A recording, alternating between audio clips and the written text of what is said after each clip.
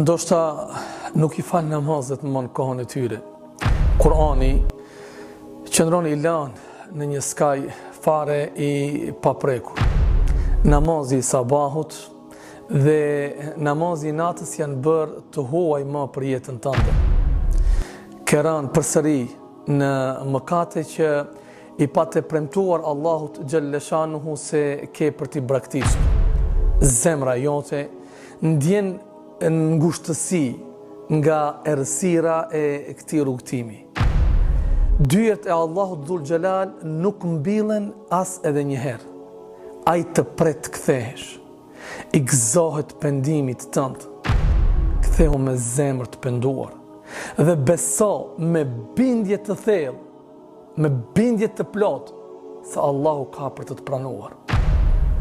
Do ta ndjesh qetësinë dhe dritën e zemrës përsëri.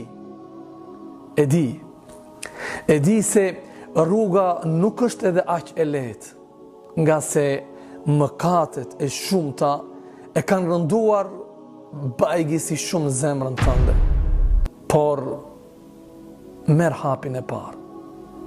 Shiko, fillo me ruajtjen e namazit në kohën e tij. Sa dëgjosh ezanin, nxito me njëherë për në xhami për të falur. Namazin bëje prioritetin kryesor të jetës tënde. Kur të ndjesh se shpirti ka filluar të kërkojë më shumë, atëherë shto një lexim të Kuranit çdo ditë në jetën tënde.